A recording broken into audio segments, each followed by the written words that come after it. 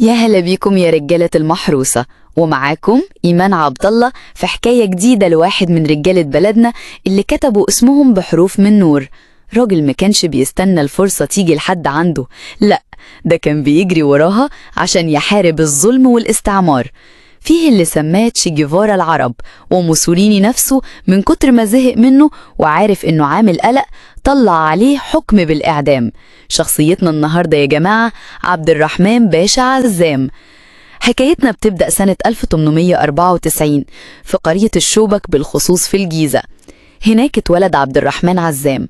أبوه كان راجل ميسور الحال، ناظر لمديرية الجيزة، يعني عيلة ليها قدرها، بس الفلوس والجاه ما منعوش عبد الرحمن من إنه يشوف الظلم بعينه وهو صغير، ويكره الإنجليز كره شديد، كره فضل معاه لحد آخر يوم في عمره.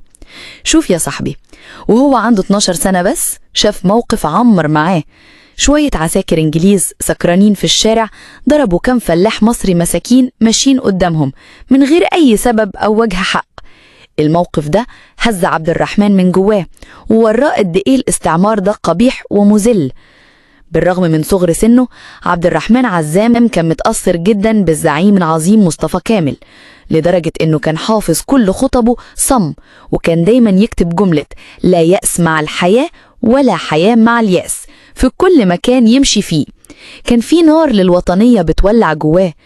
ولما وصل 15 سنة أبوه توفى. عبد الرحمن كان وعد أبوه إنه هيجتهد في تعليمه، فبعد وفاته صمم إنه يكمل مشوار التعليم للآخر. وفعلا تفوق عزام وخد شهادة البكالوريا بتفوق كبير يخليه يدخل كلية الطب بمنتهى السهولة. بس يا ترى ده كان آخر المطاف ولا كان لسه في مغامرات تانية مستنياه؟ بعد ما خلص البكالوريا، عزام طلب من أهله إنه يسافر أوروبا عشان يكمل تعليمه. كان عنده 16 سنة بس، فأهله طبعا اعترضوا وقالوا له أنت لسه صغير قوي، هتسافر لوحدك بعيد عن البلد؟ لكن عزام كان مصمم إصرار مش عادي، وبعد إلحاح كتير أهله وافقوا إنه يسافر إنجلترا يذاكر طب. هناك التحق عزام بكلية الطب في جامعة سانت توماس، وأول حاجة عملها في إنجلترا ما كانتش المذاكرة، لأ، ده كون جمعية طلابية سياسية سماها أبو الهول. الجمعية دي كلها كانت من مصريين وطنيين، وأول خطوة عملتها كانت إنهم بعتوا دعوة للمناضل العظيم محمد فريد، اللي كان وقتها منفي في جنيف بسويسرا، عشان يجي لندن ويحضر اجتماعات مع الشباب المصريين. الهدف كان سياسي وواضح، مناقشة أحوال مصر وقضية التحرر من الإنجليز. محمد فريد وافق فعلا للدعوة وراح إنجلترا وحضر معاهم اجتماعات. ولفتة جميلة جدا عملها عزام في الوقت ده إنه كان عارف إن محمد فريد بيمر بأزمة مالية صعبة جدا لأنه منفي وفلوسه محدودة، فراح عزام لكل الطلبة المصريين في لندن وجمع منهم تبرعات عشان يصرفوا على القضية المصرية ويساعدوا محمد فريد.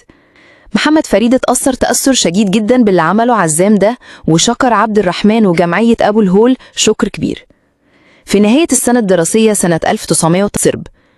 عشان تعرف بس قد ايه راجل ده كان متهور وشجاع، سافر ومعهوش غير شوية فلوس وجورنال ديلي سيتيزن، حتى بطاقة هوية ما كانش معاه. لما وصل ألبانيا اتقبض عليه هناك. الحاكم الإنجليزي في ألبانيا قبض عليه وسأله انت بتعمل ايه هنا؟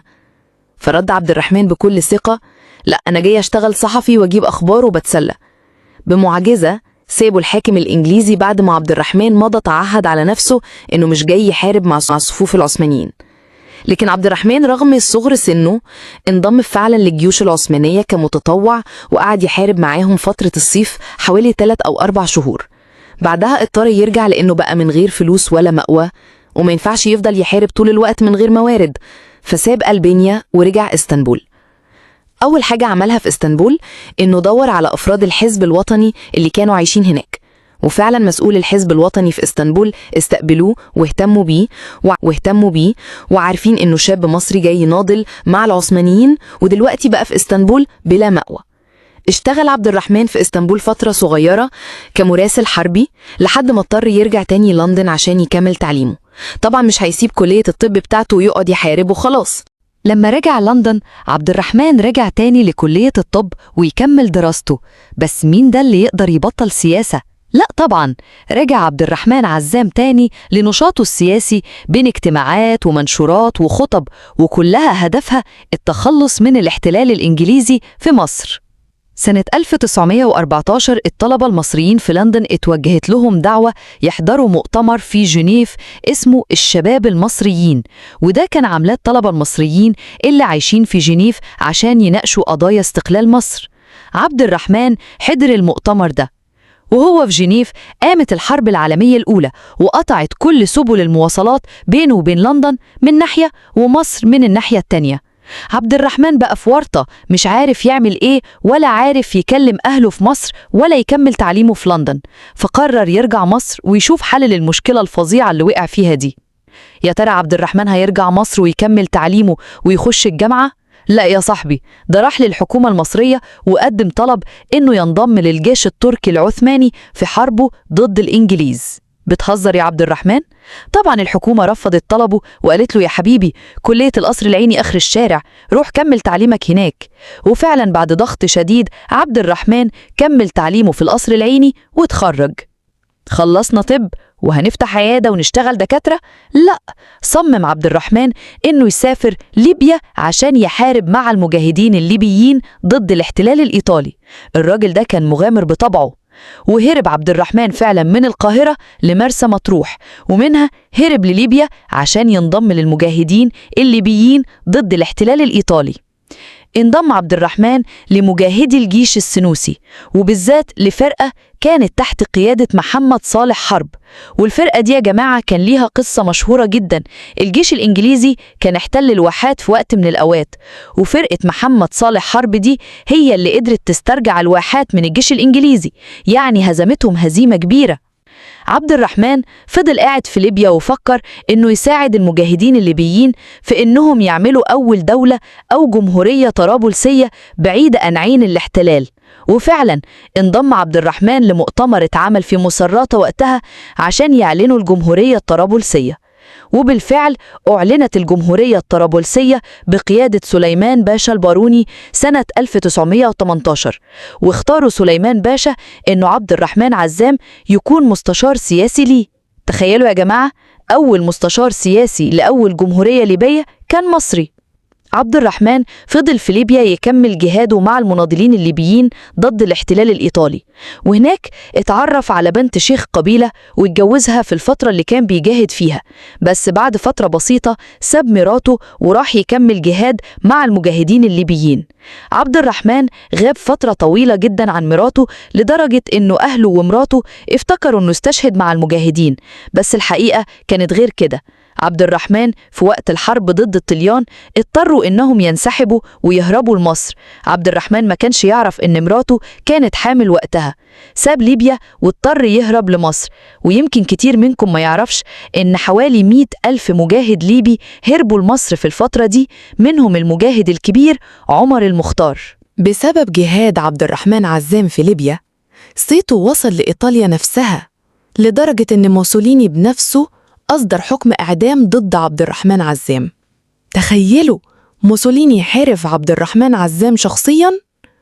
المهم، عبد الرحمن عزام طبعاً كان قاعد في مصر في حمايتها، فحكم الإعدام ما تنفذش. لكن اللي عمله عبد الرحمن إنه استضاف عمر المختار في الفترة دي، وناس تانية من البشوات المصريين قدروا يستضيفوا 100,000 مجاهد ليبي في مصر. طول عمر مصر كريمة وأصيلة. بعد فترة عمر المختار طلب من عبد الرحمن عزام إنه يساعده يرجع هو والمجاهدين لليبيا. عمر المختار وقتها كان عنده 70 سنة، فعبد الرحمن عزام حاول يقنعه إنه يقعد في مصر ويخلي المجاهدين بس هم اللي يرجعوا يحاربوا لأنه سنه كبير. طبعاً عمر المختار رفض شديد وأصر إنه يرجع مع المجاهدين الليبيين ويكمل المسيرة في ليبيا. وفعلاً عبد الرحمن ساعد صديقه عمر المختار إنه يرجع لليبيا ومعاه عتاد ومؤن وفلوس، والمجاهدين الليبيين رجعوا يحاربوا الطليان جوه ليبيا. وبقية القصة دي كلنا عارفينها. بعد قيام الدستور الجديد سنة 1923، عبد الرحمن عزام انتخب وبقى أصغر نائب في مجلس النواب. وبعدها تدرج في المناصب السياسية. سنة 1939 مثلا علي باشا ماهر اختاره وزير للأوقاف وبعد كده وزير للشؤون الاجتماعية في نفس الوزارة. في الوقت ده عبد الرحمن عزام جات له فكرة عظيمة إنه يعمل اتحاد عربي يضم كل الدول العربية ويرعى مصالحها.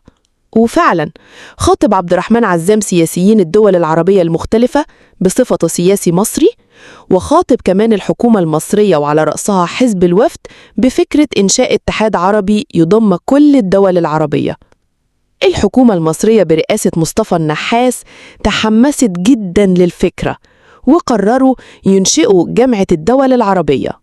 وطبعا عبد الرحمن عزام كان أبرز الأعضاء اللي وضعوا ميثاق جامعة الدول العربية وقتها. وفي 22 مارس 1945 مع بداية جامعة الدول العربية اختير عبد الرحمن عزام بالإجماع عشان يكون أول أمين عام لجامعة الدول العربية، وفضل فعلا في المنصب ده لحد سنة 1952 بعد قيام الثورة. الحقيقة بعد الثورة الحكومة المصرية الجديدة والعلاقة بينها وبين عبد الرحمن عزام ما كانتش قوية قوي، فعاش عبد الرحمن بعيد عن المشهد السياسي لحد وفاته في 2 يونيو 1976. رحمة الله عليه وعلى كل رجالة المحروسة اللي سابوا بصمتهم في تاريخنا. استنونا في حكاية جديدة. سلام يا رجالة. وقبل ما نختم حلقتنا دي عن الأسطورة عبد الرحمن عزام باشا، عايزة أقول لكم حاجة مهمة قوي يا رجالة المحروسة. لو عجبتك الحكاية دي واللي قبلها واللي جاية، ما تنسوش تشتركوا في قناة رجالة المحروسة هنا مع إيمان عبد الله. اعملوا سبسكرايب دلوقتي حالا وفعلوا زرار الجرس عشان أول ما ننزل حكاية جديدة عن راجل أو ست من رجالة بلدنا اللي صنعوا التاريخ تكون أنت أول واحد تشوفها.